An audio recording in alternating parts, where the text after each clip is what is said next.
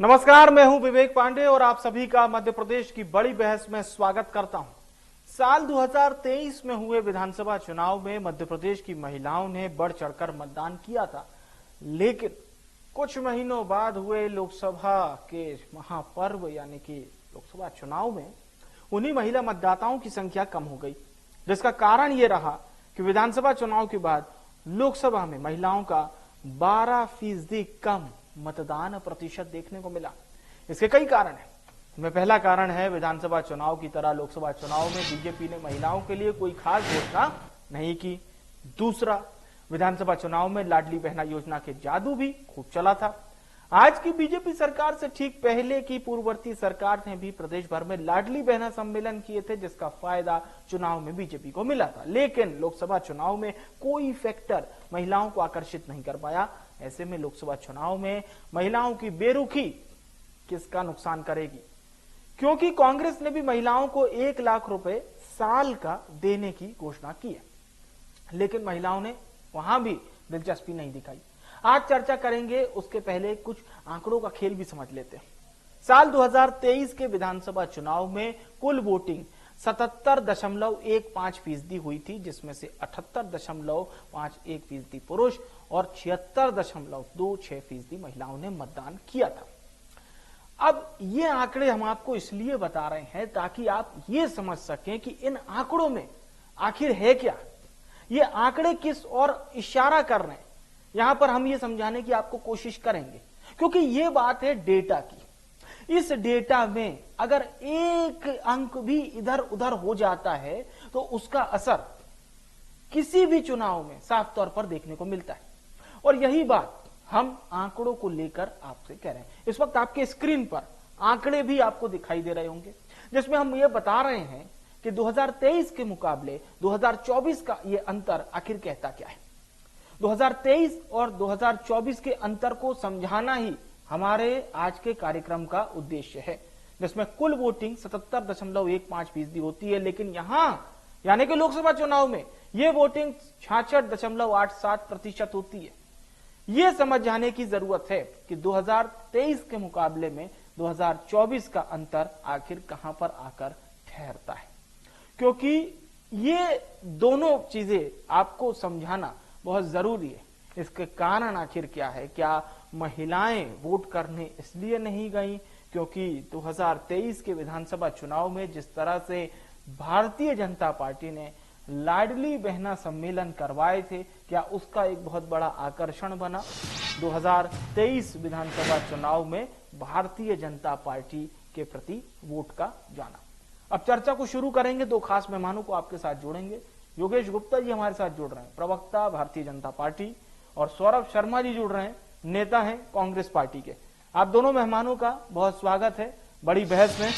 चर्चा की शुरुआत योगेश गुप्ता जी मैं आपसे करूंगा, और मेरा सवाल यही रहेगा कि बड़ा कारण जो हमारे पास निकलकर सामने आ रहा है उसमें कई सारे फैक्टर्स भी हैं, लेकिन ये जो कम चुनाव प्रतिशत है, इसे किस तरह से आप लोग देख रहे हैं? आप क्या मानते हैं बड़ा कारण?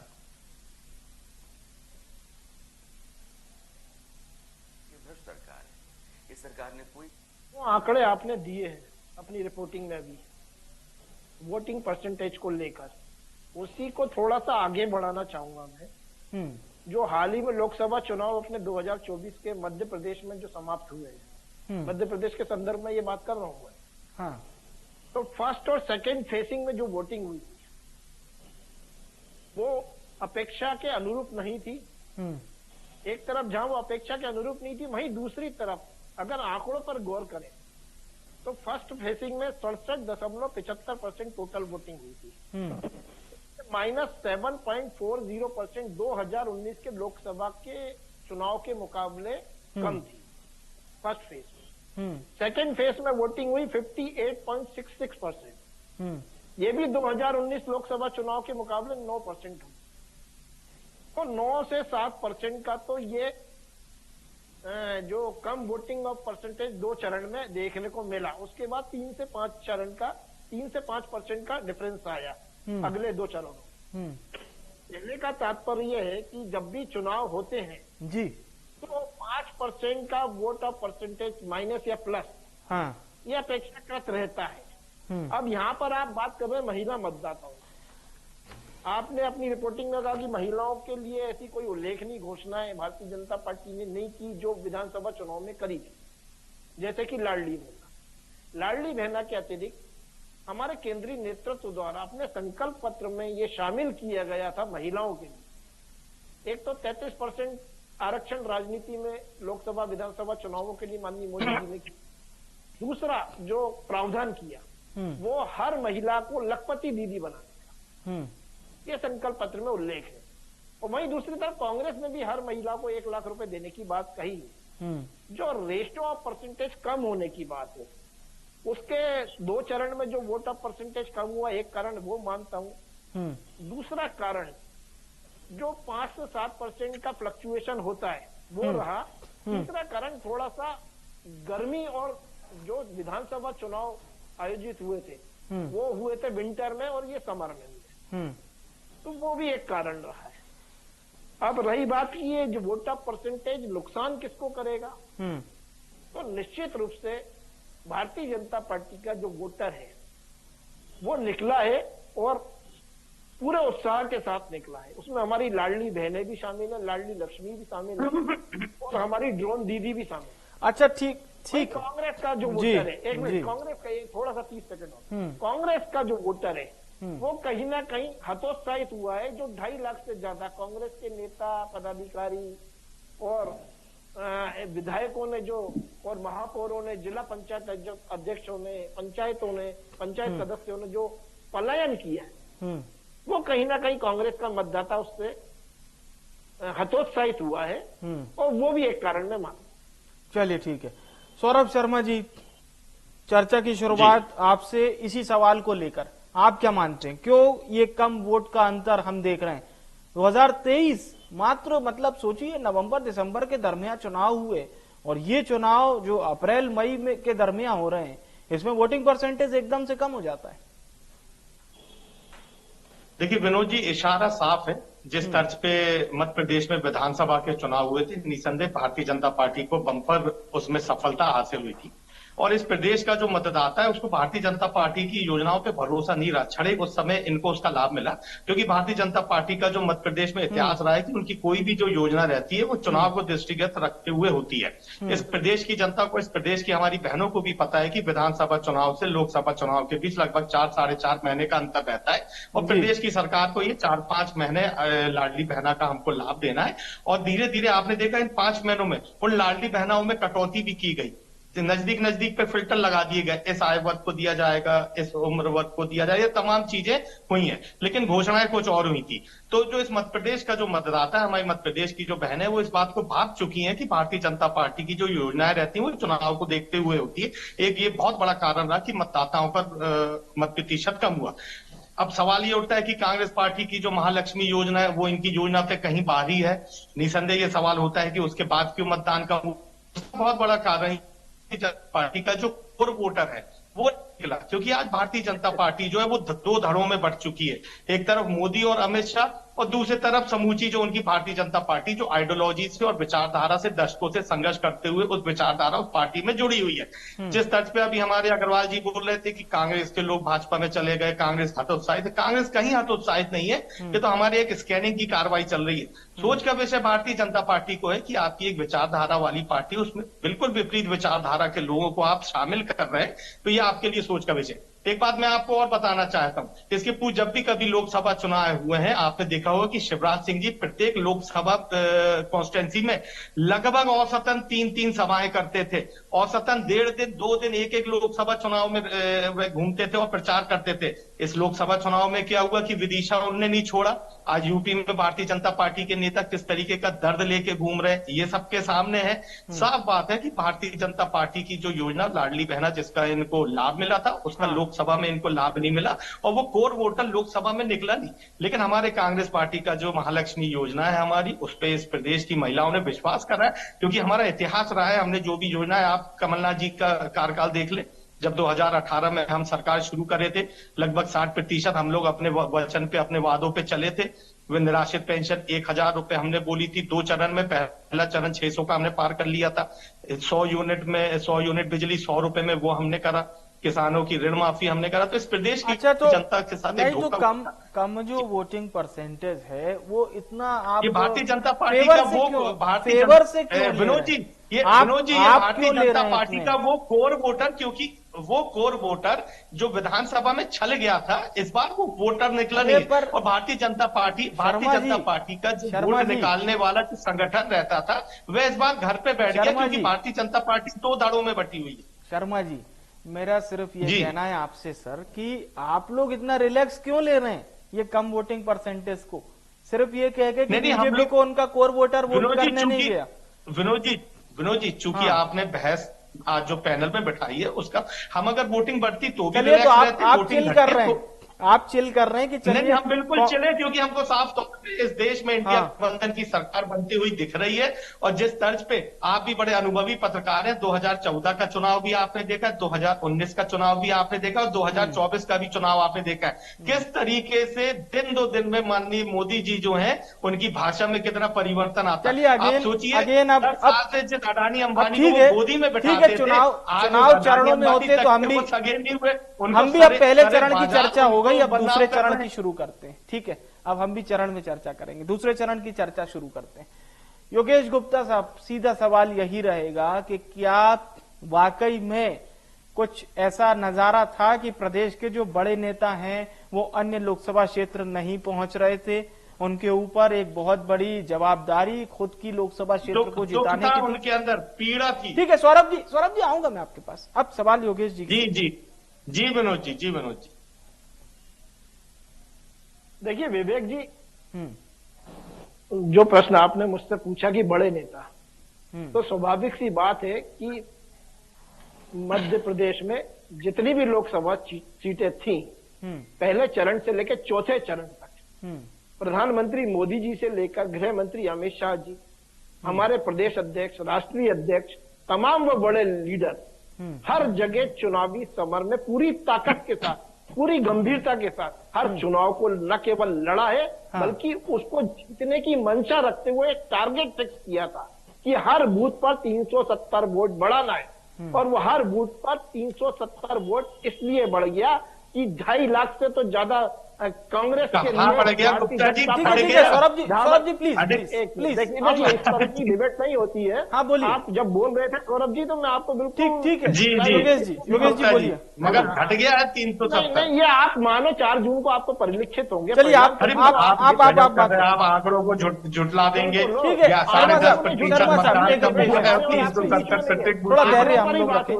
आंकड़ों पर ही बात हो रही है, आंकड़ों पर बात आप नहीं कर रहे, दाएं बाएं आप घूम के आए हो। चैनल पर जोर जोर से बोलने से ना तो जनता के बीच में मैसेज जाता है और ना ही आप चुनाव जीत पाते, क्योंकि जनता के बीच 24/7। अब ठीक है योगेश जी, आप तो बस ये बता दीजिए योगेश जी। हाँ बोलिए। तो जनता के बीच में रहकर और जनहित से जुड़ी जितनी भी मध्य प्रदेश सरकार की योजनाएं हैं, चाहे वो लाडली बहना योजना हो या किसान सम्मान निधि की योजना हो या आदिवासियों के हितों हम तो यही सवाल पूछ रहे हैं कि महिलाओं ने कम मतदान क्यों किया? क्या आपकी योजनाओं पर ध्यान नहीं गया? विधानसभा चुनाव के आंकड़े कहते हैं कि 77 से ज्यादा वोटिंग हुई, लेकिन लोकसभा चुनाव में ये आंकड़े 70 से कम चले गए, मात्र 66.87% पे आके रुक रहे, यानी कि 67% पर। मैं उसी पे आ रहा हूँ, आंकड़ों पर ही आ रहा हूँ, क्योंकि आरोप प्रत्यारोप का दौर चला गया, मध्य प्रदेश से चुनाव समाप्त हो चुके। तो मैं ये मानता हूँ कि आपके विषय पे आना चाहिए, और विषय पे आने से पहले मैंने अपने पूर्व वक्तव्य में कहा ना कि हर चुनाव में, हर चरण में वोट का परसेंटेज 5 से 7% का फ्लक्चुएशन होता है। तो ये जो कम अब वोट डला है, उसमें 2 चरण में जो मतदान प्रभावित हुआ था, जिनमें दोनों चरण में काफी शादियां थी, काफी तीव्र गर्मी थी, उसके बाद मौसम भी थोड़ा अनुकूल हुआ और वोट का परसेंटेज बढ़ाने के लिए माननीय चुनाव आयोग ने, भारतीय जनता पार्टी के संगठन ने, अन्य राजनीतिक दलों ने, सामाजिक संगठनों ने जो मतदाताओं से अपील करी है, उसका प्रभाव भी। आप लेकिन कह रहे हैं कि शुरुआती 2 फेज, हमारे पड़ोसी राज्य छत्तीसगढ़ में शुरुआती 2 फेज में वोटिंग परसेंटेज में उछाल देखने को मिला, वहां पर फर्स्ट सेकंड थर्ड में आप देखेंगे तो तीनों फेज के जो मतदान प्रतिशत हैं वो इक्वल आ रहे हैं, आसपास आ रहे हैं, वहां पर अप डाउन्स नहीं है। नहीं, बट जैसे 2023 के, 24 के, 19 के, 18 के आप कंपैरिजन करोगे तो निश्चित रूप से 5 से 7% का फ्लक्चुएशन आपको हर चुनाव में दिखेगा। 2018 के विधानसभा चुनाव, 2019 के लोकसभा चुनाव, हाँ 2023 के विधानसभा चुनाव, 2024 अब एक सवाल सौरभ जी से, इसमें 5 से 7% का फ्लक्चुएशन है सौरभ जी। लेकिन मैं ये मानता हूँ जिस प्रकार 2014 में हमको 27 सीटें मिली थी, 2019 में 28 मिली थी, अब की बार 29-0 से छिंदवाड़ा भी हम जीते। चलिए सौरभ जी, ये सवाल जरूर बनेगा आपसे कि बात ये हो रही है कि क्या कार्यकर्ता हतोत्साहित हो गया, क्या कार्यकर्ता गया नहीं ग्राउंड पर? बीजेपी की ओर से यह भी कहा गया कि साहब पोलिंग पर बैठने के लिए आदमी मौजूद नहीं था, कांग्रेस के टेबल्स पर कांग्रेस के लोग नहीं थे। नहीं ठीक है, अब मेरा सवाल हो जाने दीजिए please please, 1 to 1। Gupta ji नहीं सुन ले। तो ये भी कहा गया कि बैठने के लिए बेंच पे लोग नहीं थे, सन्नाटा पसरा हुआ था। इसी में एक चीज और जोड़ूंगा, कई कार्यकर्ताओं ने, सौरभ जी आपके कई कार्यकर्ताओं ने वोटिंग वाले दिन भी भारतीय जनता पार्टी का दामन था। अच्छा ठीक वही बूथ पर। अब ठीक है सौरभ जी प्लीज जवाब ले लें। देखिए विनोद जी मैं समझता हूं कि हर चुनावी प्रक्रिया में 3 फैक्टर बड़े महत्वपूर्ण होते हैं। एक होता है मुद्दा, एक होता है मतदाता और एक होता है कार्यकर्ता। मध्य प्रदेश में आप बड़े सीनियर पत्रकार हैं, आपने खुद महसूस किया होगा कि इस बार जो मतदाता था उसके अंदर एक निराशा का भाव था। वो वोट देने के लिए उतना उतावला नहीं था जैसे पूर्व के चुनाव में होता था। उसका एक बहुत बड़ा कारण रहा कि 10 साल की जो शासन की सरकार केंद्र में हुई, अमूमन वही बात है। आप सोचिए, आप 10 साल के बाद आप गारंटी बोल रहे हैं और जो पहले की 10 साल की जो गारंटी थी उस गारंटी पे आप बात नहीं करते। थोड़ा मेरा जवाब दे दीजिए। मैं ये जानना चाह रहा हूं कि क्या आपका कार्यकर्ता हतोत्साहित था पोलिंग पर बैठने के लिए? आपके पास कार्यकर्ता नहीं थे? विनोद जी मैं समझता हूं इस चुनाव में हमारा कार्यकर्ता जितना उत्साहित था, मैं समझता हूं पूर्व के चुनाव में उतना उत्साहित ना रहा होगा। क्योंकि जो प्रक्रिया आप बता रहे हैं, जो गुप्ता जी ने बोला कि वोटिंग वाले दिन तक हमारे जो कार्यकर्ता है भारतीय जनता पार्टी में गए, भारतीय जनता पार्टी हमारा काम आसान कर दे रही है। आप जो बात मैंने आपके सामने रखी है बहुत महत्वपूर्ण बात है। शिवराज सिंह जी का पूरा पॉलिटिकल कैरियर उठा के देख लीजिए, सिर्फ एक ये चुनाव है कि वो पूरे मध्य प्रदेश में नहीं, वो इसलिए नहीं घूमे कि कांग्रेस पार्टी की जो विपरीत विचारधारा का आदमी इनकी पार्टी में जा रहा है, तो इनका जो मूल कार्यकर्ता है वह घर बैठ गया। उनको लग रहा है कि जो कांग्रेस का आदमी आया वो जाके काम करे, लेकिन जो कांग्रेस के जो बेईमान यहां से गए वो एक अलग माइंडसेट लेके गए, अलग मानसिकता से गए। तो भारतीय जनता पार्टी का, और ये ना केवल मध्य प्रदेश में, गुप्ता जी थोड़ा सुनिए। ठीक है योगेश जी आ रहा हूं मैं आपके पास, योगेश जी आ रहा हूं, फाइनल कॉल लेने आ रहा हूं। हिंदुस्तान के अलग अलग सूबे में ये स्थिति है। आज उत्तर प्रदेश में देख लीजिए योगी जी की कितनी सक्रियता रही। मैं बता रहा हूं भारतीय जनता पार्टी 2 धड़े में बढ़ गई है। एक तरफ से मोदी जी और अमित शाह, मैंने आपकी पार्टी पूर्ण विचारधारा से जुड़ी वाली भारतीय जनता पार्टी। और यही कारण था कि मतदाता आप गारंटी की बात कर रहे हैं, बीजेपी का पूछ लेंगे ना सर, मत देने में इंटरेस्ट नहीं था। योगेश गुप्ता जी से पूछ लेंगे ना बीजेपी का। मैं तो सिर्फ सौरभ जी से आपकी पार्टी का केवल मैं पूछना चाह रहा हूं सौरभ जी, सिर्फ आपकी पार्टी। हमारा कार्यकर्ता बहुत ही उत्साहित था। प्रत्येक बूथों में हमारे लोग बैठे थे। मैं तो थोड़ा, आप तो मेरे से ज्यादा मैं इनके बारे में बताना चाहता हूं। विनोद जी, अमूमन औसतन एक बूथ में 1050 वोट होते हैं। हमारे गुप्ता जी बोल रहे हैं, चलिए मैं पूछ लेता हूं। 370 वोट बढ़े और विधानसभा में 77% मतदान हुआ, मतलब 1000 का बूथ है तो 700। ठीक है, जवाब ले लेता हूं। उसमें 370। योगेश जी कुछ कहना चाह रहे हैं, बोलिए। 1100 हो गए। ठीक है योगेश जी बोलिए। देखिए, इन्होंने शिवराज जी पर एक बार नहीं 2 बार प्रश्न चिन्ह लगाया है। शिवराज जी ने जैसे ही विदिशा लोकसभा चुनाव समाप्त हुआ उसके तुरंत बाद पश्चिम बंगाल में विधानसभा चुनाव में जाके लोकसभा चुनाव में सभाओं को संबोधित किया। उत्तर प्रदेश में गए, आज दिल्ली में तबातोड़ सभाएं वो ले रहे। शिवराज जी हमारे वरिष्ठ राजनेता है, सम्मानित नेता है, और उनकी केंद्र में जो भूमिका है निश्चित रूप से केंद्रीय नेतृत्व ने तय कर रखी है। और शिवराज जी ने मध्य प्रदेश का जो प्रतिनिधित्व और जो नेतृत्व किया, गुप्ता जी विदिशा के अलावा मध्य प्रदेश की ठीक है सौरभ जी बात पूरी हो जाने दीजिए, यहाँ पर भाजपा के चेहरा, बात पूरी हो जाने दीजिए प्लीज। 4 जून को हम भी बैठेंगे सौरभ जी, और आप भी बैठना इसी चैनल पर, और देखना आप 29-0 का रिजल्ट आएगा। गुप्ता जी वो तो अपन बैठेंगे। मेरे को तो सहानुभूति है शिवराज सिंह जी के कि उनको घर बैठा दिया। अच्छा, मेरी तो मामा के प्रति के जाने के ऊपर खुश होते हैं और ये सोचते हैं कि कचरा साफ हो रहा है। तो ये अच्छा ये बताइए, अरे आपके भाजपा के लोग प्रहलाद पटेल जी बोल रहे हैं कि ये कचरा है। अच्छा सौरभ जी करने वाले सारे जीवन में जीवन जीने वालों को आपकी पार्टी इतना सम्मान। चलिए सौरभ जी एक फाइनल सवाल, सौरभ जी एक फाइनल सवाल। वरिष्ठ नेता ने दी, हमने अब ठीक है अपनी बातचीत होगी। कचरा इसको किसने बोला? एक फाइनल सवाल सौरभ शर्मा जी से ये रहेगा कि अगर आपकी ये जो लखटकिया बनाने वाली स्कीम थी, ये अगर हमारी मातृशक्ति को बहुत जबरदस्त लगती, लखपति बनाने वाली स्कीम, तो फिर वो वोट करने क्यों नहीं गई? 12% वोट उनका कम कैसे हो गया? देखिए विनोद भैया, सिंपल कैलकुलेशन है। 12% का जो इसमें मत प्रतिशत में कमी आई है, उसमें आधा उन लाडली बहनाओं का था जिनको भारतीय जनता पार्टी की योजनाओं पे विश्वास नहीं है, और आधा जो वोटर जो है जो शांत बैठा था, इनका कार्यकर्ता शांत बैठा था, ये वो है। और जो आप देखेंगे इस बार मध्य प्रदेश में इतिहास रचने जा रहा है कि महिलाओं का वोट भारी तादाद में कांग्रेस पार्टी को मिल रहा है। अगला आप जब चुनाव देखेंगे, निसंदेह जब हमारी 5 साल ये सरकार चलेगी, तो इस मत प्रतिशत में वृद्धि भी आएगी। होना तो ये था कि जब आपने लाडली बहनाओं को इतना पैसा दिया है, तो कांग्रेस को कहीं चर्चा ही नहीं होनी थी, कांग्रेस विनोद जी कहीं चर्चा में नहीं होनी थी। उस आधार पे भारतीय जनता पार्टी के पक्ष में इस वोट को बढ़ना था। चलिए, मैं आपकी इसी बात के साथ बहुत बहुत धन्यवाद करूंगा। आप दोनों सम्मानित प्रवक्ताओं का बहुत बहुत शुक्रिया और बहुत बहुत धन्यवाद हमारे साथ जुड़ने के लिए। मध्य प्रदेश में बड़ी बहस में आज की हमारी चर्चा का सबसे प्रमुख विषय ये था कि विधानसभा चुनाव में जिन महिला मतदाताओं ने बढ़ चढ़कर वोट किया और बीजेपी की ओर से पूर्व मुख्यमंत्री शिवराज सिंह चौहान ने इस बात को प्रमुखता से कहा था कि लाडली बहनाओं ने सारे कांटे निकाल लिए थे, राह के कांटे खूब थे जिसे लाडली बहनाओं ने निकाल लिया था। अब आ जाइए 3 से 4 महीने बाद हुए इस लोकसभा चुनाव की, जिसका मतदान प्रतिशत तो कुछ और ही कहता है। ये मतदान प्रतिशत कहता है कि 12% महिलाओं ने और तकरीबन 9% पुरुषों ने कम वोट किया। किसके मुकाबले? ठीक विधानसभा चुनाव 2023 में संपन्न हुए उस मत प्रतिशत के मुकाबले। इतना बड़ा अंतर आखिर कैसे आ गया? इसके कारण क्या थे? क्या मध्य प्रदेश में उस वक्त लोकप्रिय और सुर्खियां बटोर रही लाडली लक्ष्मी योजना, लाडली बहना योजना, दोनों योजना की बात कर रहे हैं। इस बार पार्टियों से पूछा जा रहा है तो वो कह रहे हैं वैवाहिक समारोह, गर्मी का कारण, मौसम का बदलता कारण और भी तमाम चीजें।